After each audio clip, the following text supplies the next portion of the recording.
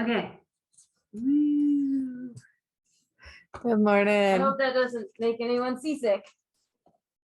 Nah, right? Good morning. Welcome to the Sun Dragon Sideshow. The Dear Becky and Lizzie edition. Sorry, I moved my chair when you said that, but I think it was clear enough. I'm still wearing my Jupiter crop. I think that's going to be my well, this is the last day we film, right? But this is going to be my top of the week because it's our yarn of the week. Yay! Or one of them. Hi, I'm Rebecca. I'm the owner of Sun Dragon Art and Fiber, and actually looking like it's going to be a warm and people-y day, Brevard, North Carolina. Liz, I'm a minion there. Yeah. Oh, I can probably come up with other things to talk about later in the episode if we need it. If we need it. If we need it. It's Dear Becky and Lizzie. It's our advice question-ish thing. Oh yeah, I'm vaguely remembering what the question is today. We have one. And excuse me, being under the mask, I get a little sweaty. And if we finish that, we are starting a little later than normal because this is just how life is right now. We start a little later than normal. But I'd like to remind everyone that our first episode, which apparently like skyrocketed us to stardom of some kind, was only like 5 to 8 minutes. So, you know. Maybe we should go back to that, Liz, because we got a lot of hits on that. I'm kidding. We do that occasionally, like when we're too busy to actually film when there's an a episode. crisis in the shop. Yeah. Sure. Yeah. Anyway, no, I have potentially other things. Actually, I might go peek it. No, maybe I should go peek only if there's, I don't know what to do anymore. You have the question I have up? a question up. Hang on, I want to look at one thing I was supposed to do before we turn on the camera. Oh, we were supposed to do something? I wasn't supposed to, I was just going to. Oh. But I don't know if I can find it now. So I was gonna look for things made the Pampa patterns. Oh, Yeah, yeah. I don't know where they are. Here, I'm gonna. This is gonna be fun. Oh, wait. Wait, maybe. Easy, got him. Sweet. This is like, I'm just gonna stare at I'm just gonna computer. stare at the computer, stare at my knitting. Okay, I didn't find the hat. That's what I wanted to find. So what's the question? I'm listening. Okay, so I'll read the question because it's, Here's the hat. I got it. Go. Okay. Go. Dear Becky and Lizzie, I have often wondered, how do you store all of your works in progress or projects in bags? Do they live on shelves, in totes, on coffee tables? Are the patterns kept with the bags, or do you use your tablets instead of printed copies? This monogamous knitter needs to know. Sincerely, addicted to collecting sock yarn. Yes, I find we are a fascination to people who are monogamous knitters because they're like, how do you do it? And the answer to that question, how do you do it, is not necessarily well. But the answer to, like, do you do this or this or this or this or this? What would the answer be, Liz? The short answer, yes, is yes. Yes. Like, we probably have versions of all of that going on, right? Like projects in bags, projects out of bags, projects in baskets, projects in boxes. I would like to say, if I remember the beginning part of that question, it was projects in bags, and it's like, not all of my projects have their own bags because I don't own that many bags. So it starts with almost a false premise because we have our shop bags. The reason I'm bringing out my shop bag is I can identify 1, 2, 3, 4, 5, and there might be a 6th. I know the 6th one might be at home. There's at least 5 or 6 projects in this shop bag, not separated into its own bag, which is a disaster waiting to happen and sometimes does. And the only reason they're in a shop bag now, like, it's because we ordered them. What? Well, we ordered shop bags, but like when we come into work, the projects in our shop bag are not always the same projects. I get a mild fluctuation sometimes when I'm paying attention, but sometimes they just get piled. Yes. Yeah. And sometimes it is solely so we have a security blanket going to work that, you know. Oh yeah. I need to have one going to work and going home, even if there's projects already in both locations. Yes. Yeah. Yes. I would say that probably 3/4 of the papillons that I have on needles, which is like 16 or 17 because I haven't counted recently. More than this. Yeah. Yeah. They're kind of in a bag. It's one of those IKEA big bags because I brought them into work to show everybody, and then I took them home and I set the bag down and I haven't touched it. By default, they're kind of organized into their own. Yeah. Okay. But there are other papillons, like I have 2 sitting on the edge of my chair here in bags, and there's a pile of projects next to my chair at home that's not organized in any sense. Yeah, I would say I don't think we're the models for how to organize and do lots of projects. We just organically do it. And that does mean that, yeah, I mean, when I think about at home, there have been times and periods in my life, like maybe when I moved and stuff, where each project had its own little blue bag from the shop or something to keep it organized, and they were all in one area. And that doesn't stay consistent. Like the only person I know who's probably, and there's other people like this, but the person I know in my experience who probably has a really good system and really good sense of organization and everything has its home it would be a shout out to Amy D. And a shout out to Carol. I bet she has a good sense of organization too. Like Carol, our knitter, our mignonette Carol. I've seen like her bag, like mine, will often have bags inside of it, all organized. So she's got more organization going than we. A lot of our knitters, that's the short answer, a longer answer, have more organization than we do. I go through periods of trying that. I have a few projects at home that have their own project bags, and isn't that wonderful? And it doesn't tend to expand beyond a few. I can see myself sitting on the couch right now, and there are, like this morning, there are 2 projects side by side on my coffee table. There's 1 or 2 over on the chair next to me, because you know, when you live by yourself, things just kind of accumulate where they do. Some really old projects are upstairs in deep hibernation, and some of them have their own bags up in my loft. Most of those are ones from before the shop opened. So if they're with yarn that I got before the shop opened, they may never see the light of day again until I retire. I'm not sure. But and right now there's a large pile of projects, some of which have gone through various levels of organization, like Liz says. Like I had a big shopping bag from the shop that had a pile of sweaters in it. And that doesn't necessarily stay consistent. But I have a whole pile, like when I'm filming in the morning, which is also the spot that I do my Sunday sit and stitch from, just to my left, there is a pile on the floor. And it might not be touching the floor because I have a whole lot of boxes and things there that I haven't unpacked yet. So, which, you know, that's its own thing. Please try not to judge, or haters gonna hate, and that's fine. We're chaotically organized. Yeah, organized chaos. Absolutely. Like if you could see the rest, I mean, you can see some of it right here. For the most part, I know where things are on this table. There are times when I look and can't find what I think should be here, but I have a pile of things that I pull up for Sunday and I pull back down again, and I roughly know where all of my projects are. That's all I was gonna say. Okay. The other part is, do we keep our patterns? Paper patterns. Or tab? If they're paper, do we keep it with the project or on a tablet? My answer to that is my paper pattern with my project. My answer, using a shame word, is it should. It should be with my project. Should is a shame word. Should doesn't actually compel you to do anything. In the words of my older therapist. Sometimes.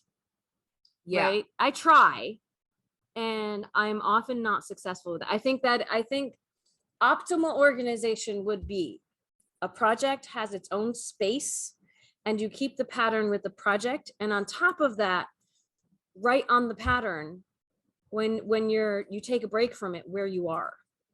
All of that is like best case scenario, what I would like to do and what I would advise doing. It is not what I do. Life. I have multiple, well, I have 2 of the cocoa knits pattern things, and then I have several of the Knitter's Pride pattern keeper trapper keepers, and each one is full of patterns for projects that I was working on or am working on, but I'm not sure where yeah, I have dreams of the patterns that I finished, because a lot of times if I print something out, and we do this at the shop now, we didn't used to just hand them out, we kind of just do now. Put it in a sleeve, a protective sleeve with the holes. I have dreams of when I'm done with projects and the patterns of bookletting them all up in 3-ring binders. We tried that for a while here at the shop, but COVID just made everything just implode in some ways. And people, I know well, in my head, I hear people out there saying, well, COVID's been going for 2 years. You should have gotten a handle on this by now. Yeah, hasn't happened. But going back to the tablet versus pattern thing, I'm a fan of both. I find that's a really personal preference thing. And I like having the electronic backup.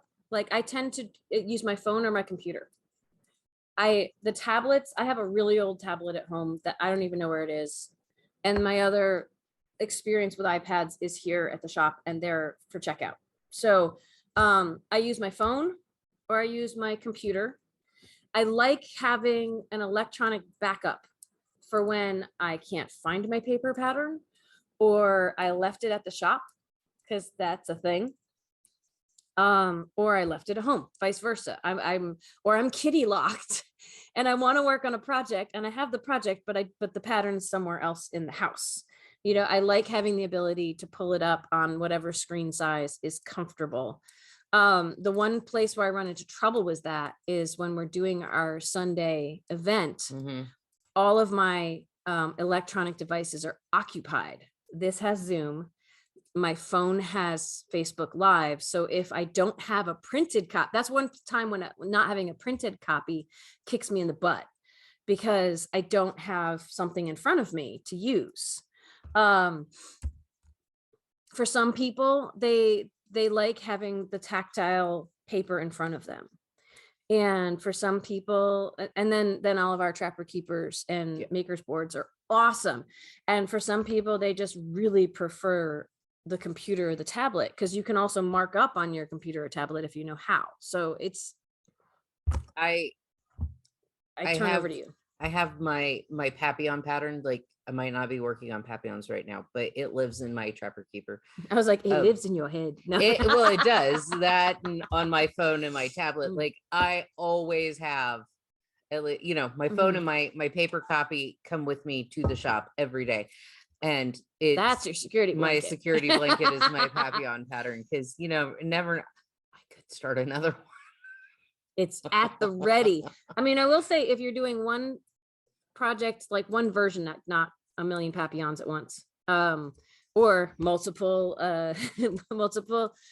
Il Grande Favoritos at once, although you're trying to keep on track with both of them at the same place. Yeah. A downside to having multiple versions of it is if you put it down, you need to have marked on all of those where you were. Yeah.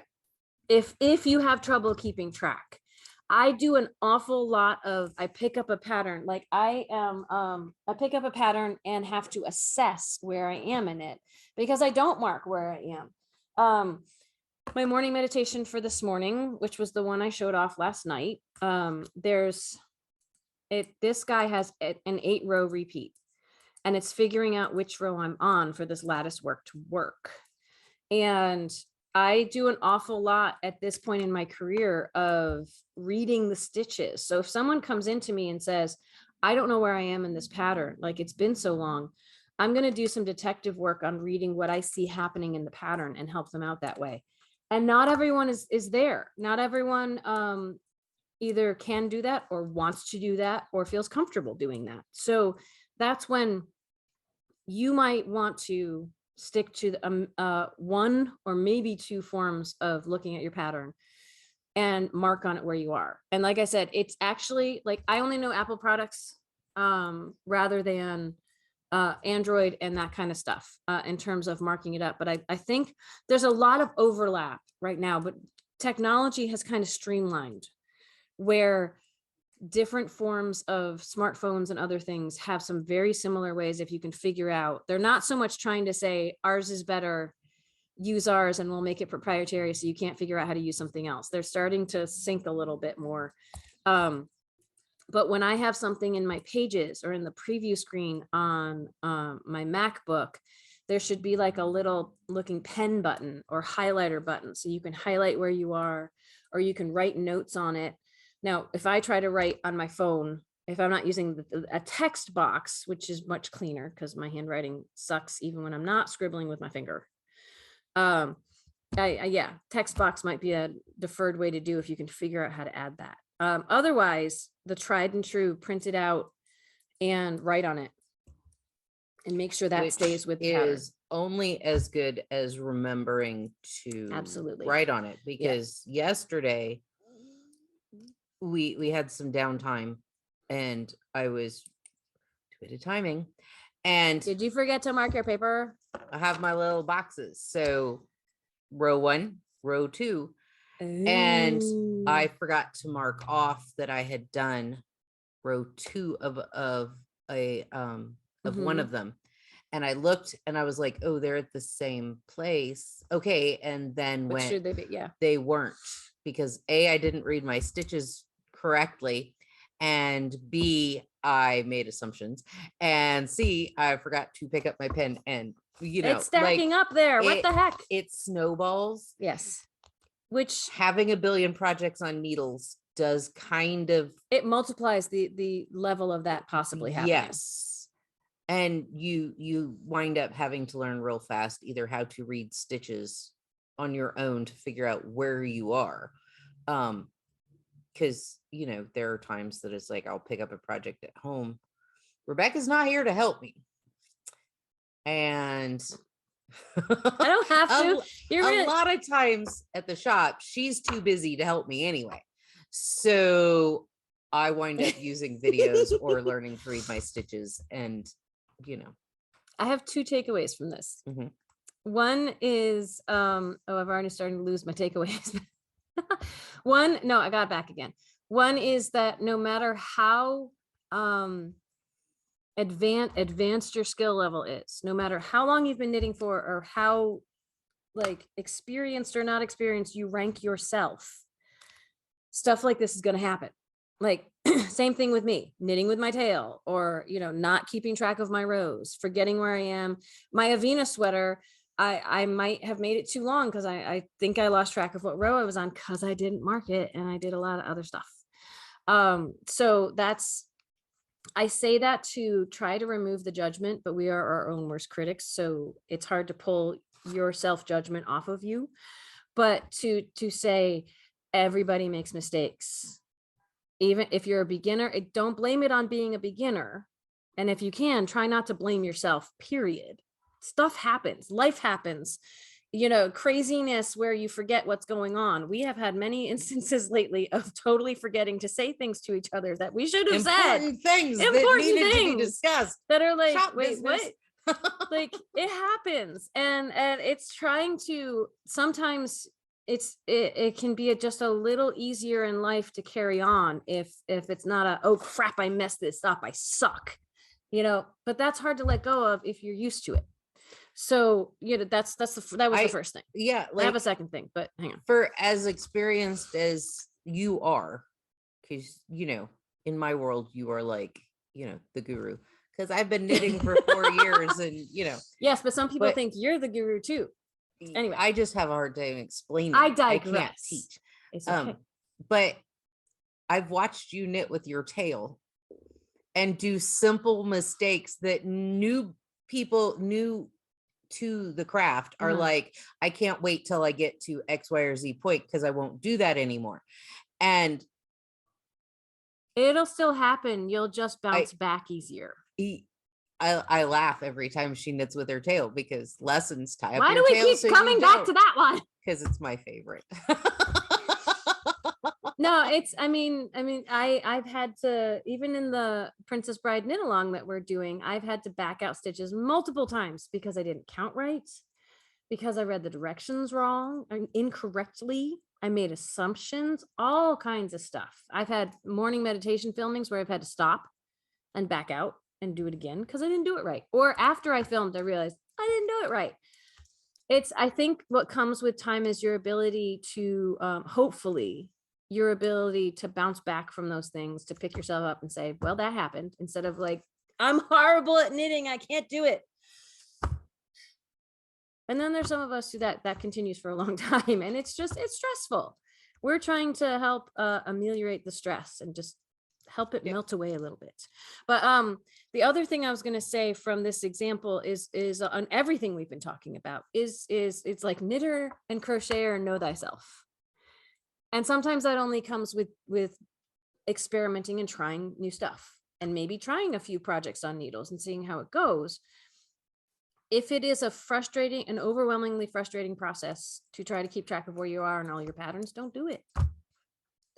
I'm a big fan, like on my tips and tricks channel, I say, like, may your crafting be filled with joy and confidence. Like, that joy part, you have to figure out what is the joy part for you. If it's one project at a time and seeing it all the way through and saying, look, I finished this, I'm ready to start another. If that brings you joy, that's what you should do. If one project at a time, you start to pull your hair out because you're like, I want to make something else, and this, I can't believe it's never going to get finished, that kind of thing. Sticking with it because you're like, it's never going to get finished and I have to conquer this. That doesn't sound like joy to me. That either sounds like frog it and start a new project, or have another project on the side, like bounce back, and don't deny yourself the joy of starting a new project.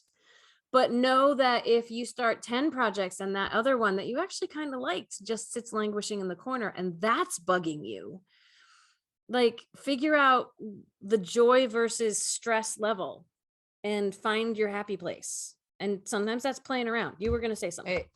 With my Christmas knitting last year, there were moments of monogamous knitting. Because I tried to, rotate, and going 2 weeks without touching another project, my brain could not deal with that. Like, I'm a butterfly chaser, literally and figuratively. Like, papillon there, papillon, like literally and figuratively. Mm-hmm. So, like, I know that even if I want to get all these sweaters done here very shortly, because my brain is like, you must start a new project. Oh, I'm already, yeah. I will have we got some red yarn in. Well, and it also... Yes, we did. And I might be ordering other red yarn just to make her happy. But so, it's kind of like, how does your brain... Yeah, well, and the other thing I heard in what you were saying is if I'm going to get these like sweaters done, or I had sometimes to be you have to have some, because it was deadline knitting too. Yeah, and sometimes deadline knitting will become a part of life. And sometimes you can't avoid deadline knitting, especially if you're knitting for other people. But that doesn't mean it, like, if that is always stressing you out, try not to do that constantly. Like, that can be one of the dangers of taking a hobby or a passion and trying to turn it into a job. Yes. Like, I did that with some of my artwork early on. And that's one of the reasons we don't sell a lot of the things we make here in the shop, is that, I already have a level as a yarn shop owner of the joy is taken out of what I'm making, because there is always a little bit of pressure behind it in terms of production for the shop. But I try to ameliorate, some of that I ameliorate, but I keep starting new projects that look really cool and bring me joy. So I'm still working on my balance. But for a lot of people, if they're like, I like crocheting and knitting, I should sell what I make, because it's fun and then I can have income to support my habit. just be careful of that, because sometimes then it all becomes deadline knitting. And unless you like pressure and deadlines, which again, some people do, I'm not knocking that. Some people thrive on that, and that's awesome. But if you don't, then slowly or quickly, the joy is going to be drained out of what you're doing. I've done several things, like my sweater coats. When you first opened it, I was making sweater coats and I was selling them, and at a consignment store, and the first few were fun. And then it was, hey Liz, we sold another one. You need to make one this weekend. You need to knock these out so you can make more money. And they were trying to help you. They were trying to help me because, you know, they like making money. My brother's like, you should do that so you can make money. And I'm like, I work at a yarn shop so I can afford to buy yarn.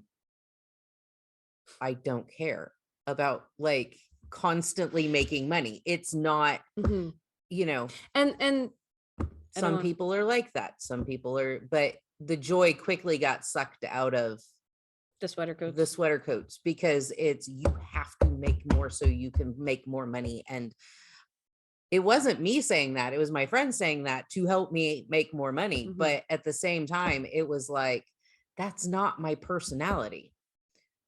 Like, if I make one, great. If I don't, it doesn't bother me. But well, and we live in a society that is like, another thing I'm hearing in what you're saying is people were talking to you from a place of caring, you know, from a place of, we want to help you survive, right? And we live in a society that is geared around making money, and not just necessarily for success and fame, but for survival. And that's the thing. If you're saying, I love this, I can use it to help me survive in a monetary sense, that adds, if you go into it, I'm like I'm bouncing around in my head a lot. If you go into it with your eyes wide open, that there is stress involved in that. And it's not just going to be butterflies and unicorn kisses and I'm doing what I love, therefore the money will come. There's some harsh realities to that, where there's exhaustion involved, and there's, you know, it doesn't tend to be like, I will just sit here and craft at my leisure and the money will roll into my bank account. Like, there's a lot that goes into that. If it all works, that's awesome. But it's really making sure you're aware of what you're getting into if you decide to do that.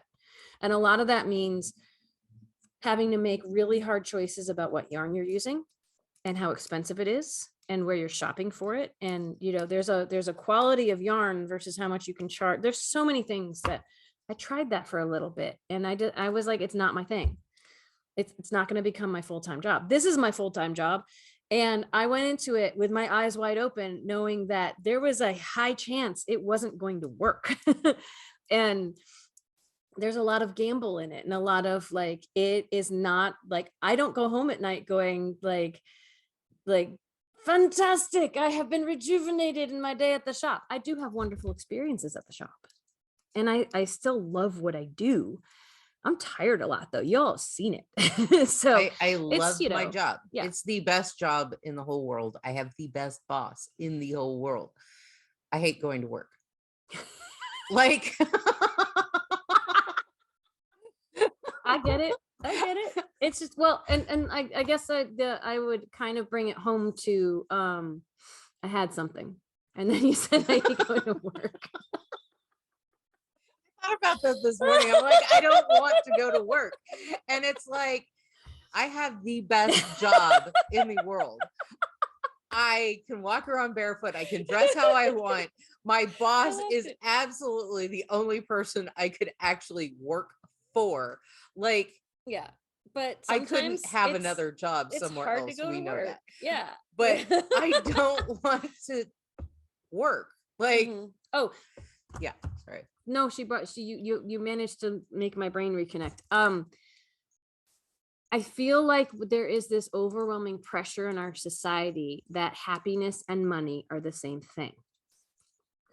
And, or like, if you do what makes you happy and you make money doing it, that is the trifecta. And like, I mean, I know it's not three things, but whatever. That's the, like, the epitome of our, you know, our capitalistic society or whatever. And be careful with that, because if you're able to balance all that out, fantastic. But happiness and joy from creativity, when you add the pressure of making money off of it, or the financial aspect that comes into it, because we see that every day in terms of, we have some yarns are affordable here and some are very expensive, or depending on the person are very expensive, and I get that. But yeah, when money enters into it, that it gets a little harder. So it's figuring out where and when the happiness coincides with monetary gain or loss, and where it doesn't. The meme that you had a while ago about, I'm tired of working in this 9-to-5 job for this amount of money, so I'm going to quit my job and I'm going to start my own business So I can have my own hours, and do what I want. And now I work 24/7. And now I work 24/7 for half of what I made working 9-to-5. It turning a hobby into a job, it depends on your personality. It depends on, do you need it to survive? Do you need it? Sometimes if you need I it don't to like it. If you need it to survive, which I have my moments of this, because I gave up everything to start the yarn shop, and so far, I'm doing okay. I'm not gonna be retiring in the lap of luxury, but if you need it to survive, that will quickly probably drain the joy out of it. And so be ready for that, but if you have no other options, then that might be a necessity, right?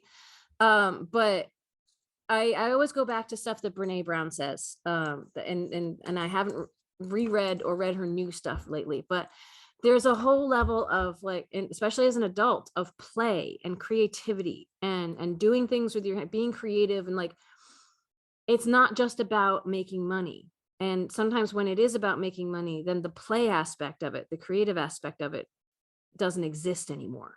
I remember her in one of her books telling the story about if you need to go make candles in the garage, that's your outlet, that's your thing. And if your husband says, I need you to help take care of the kids, I'll pay you the $10 that you'll get from selling that candle. That's not the reason you're going into the garage to make the candles.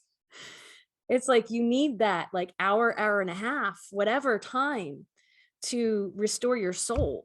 So yeah, I'm digressing quite a bit. Everybody needs an outlet. And it doesn't have to be yarn. No. Yeah. It could be woodworking, it could be automotive, it could be it could be welding, it could be, so many cool things. Would love to play with welding. Would love to. But creating something. Yeah, just spending a few moments doing something you like or like to like. And yeah, it's so trying not to cut her off. It's healing. Yeah. And sometimes it actually works better if it's not for a purpose. But we are such a purpose-driven society that it's well, I'll knit, but it has to be a present for someone.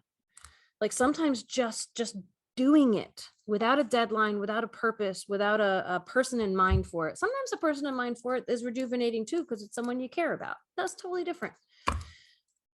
We have to open the shop in just a couple minutes. We filled the time, man, because we didn't have as much time. I brought, is this one? This is the Pampa. We have 3 patterns. I will try to put them in the comments for the La Pampa we showed off yesterday. This one's a cardigan. It's got funky sides and a back on it. It's not any of these patterns. If we have paper copies, it's a little funky, but that could be right up someone's alleyway. I'm still so tempted to make this one. I'm so tempted. I mean, it's a Fair Isle, or it's a stranded. Have yarn to potentially, yeah, right. And this was the hat that I showed you that I have here. But see, this is my thing of what will bring me joy. I already have a sample made out of this, but I really might want to make a sweater, another sweater. Oh my gosh, I should finish one first, but should is a shame word. I'm gonna put these patterns in the description, and if you buy enough yarn to make one of these, we will include the pattern as long as we have copies. So just contact the shop if you're not sure about that. Contact the physical shop if you're not sure about how much yarn it takes, or if we have the patterns left. I can totally understand if you're like, I can get a free pattern, I'll buy the yarn, and then we don't have the pattern and you bought the yarn and you're like, now I have to buy the pattern too. Ugh. We have several copies. We should be okay. I don't want to use up all of our yarn, but now this is calling my name a little. I might also look on Ravelry and see if there's another. How many colors does that one take? 5. If you follow this chart. 5. Well, I guess I need a couple more colors. I only have 3. We have to go. We won't be filming again until Tuesday. So if you only watch us on YouTube, we will see you Tuesday. If you want to come to Sit and Stitch tomorrow night, Friday night from 7 to 9 p.m. Eastern Standard Time, we will have virtual Sit and Stitch on Zoom. You can get in with the shop phone number 828-877-3550. And we'll be back at this next week. I'm not going to go through anything else because it is just about to strike 10, or it has already, depending on your watch. And we might have someone pull on the door and want to come in, and we should be responsive to that. So have a good weekend. Write us questions. Dear Becky and Lizzie, 35 South Broad Street, Sun Dragon Art and Fiber, Brevard, North Carolina 28712, or email Liz@sundragonartandfiber.com. We have to go. Have a good weekend. Bye.